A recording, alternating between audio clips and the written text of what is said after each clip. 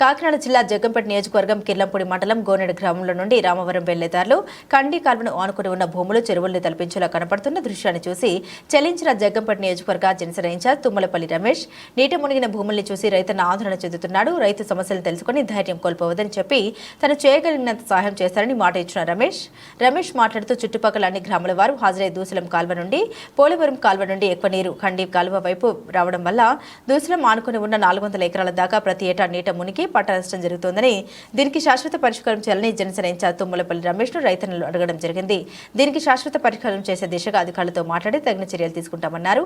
ఈ కార్యక్రమంలో జనసేన నాయకులు ఊసిరి ఐ రాజు, గోకడ ప్రసాద్, వీరబాబు, కాయల మణికంఠ, బాబీ, రమణ, రైతులు తదితరులు పాల్గొన్నారు.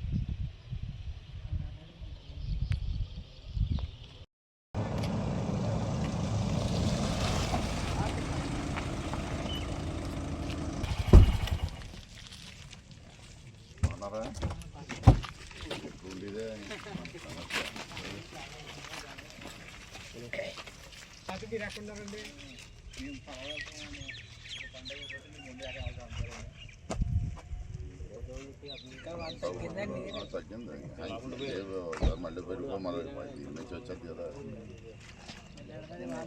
చాలా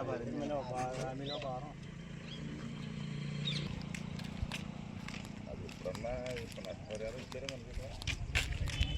ప్రతి సంవత్సరం ఏం జరుగుతుందంటే ఇక్కడ వాటర్ అనేది కొరికి నష్టపరిహారం అది పెద్దలు రాయకపోవడంలో తెచ్చలేదు. మరి రాజ్యం అంటే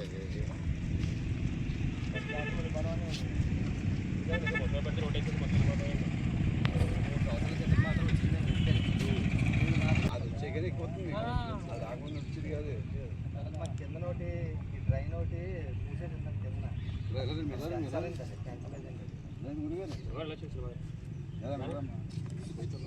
కింద రైతు ఎలా ఉంటారు సార్? ఎలా ఉంటుంది సార్? పైన కూడా కెమికల్ పడుతుంది.